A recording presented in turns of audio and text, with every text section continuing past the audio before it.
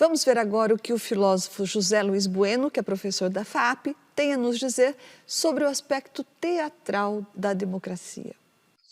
Não é à toa que a atividade política é marcada por este ilusionismo, por esta encenação. As figuras públicas são verdadeiras caricaturas, são personagens que se apresentam. Nós não sabemos quem são os políticos, quem são as pessoas de verdade. Nós conhecemos os personagens das campanhas, os personagens que aparecem nas comunicações públicas, nos comunicados, nos discursos, etc. Ora, e é muito comum, então, nós vemos que nessa atividade aquelas práticas circenses aparecem com uma frequência enorme, ou seja, como eu estava dizendo, a pantomima, o ilusionismo, e às vezes nós vemos, especialmente, figuras públicas sacando coelhos da sua cartola quando propõem soluções para os problemas do país, que simplesmente são ideias mirabolantes, que às vezes não têm um fundamento econômico, social sólido, são proposições abstratas, mas funcionam. São verdadeiros atos de ilusionismo político. E quando se desperta o medo das pessoas, muitas vezes ele é um medo também encenado. A diferença é que no campo político, o objetivo é convencer as pessoas de que aquilo é verdade.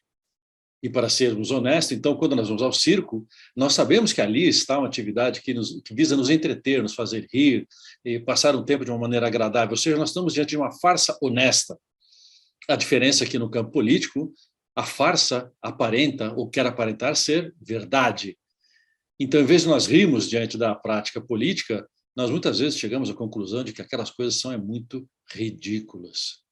Se as pessoas desenvolvem uma certa descrença absoluta na democracia, para o Platão era tranquilo. A democracia era um regime que durou um tempo e nunca se imaginou que fosse durar mesmo. Era outra história. Antiguidade, escravidão, o diabo a quatro. Mas, assim, para nós hoje, se você desenvolve um olhar excessivamente cínico e cético sobre a democracia, você pode erudir uma certa adesão ao sistema que é importante para ele rodar. Porque aí pode parecer um idiota qualquer pregando golpe, uma outra besta qualquer falando que você tem que ter intervenção militar.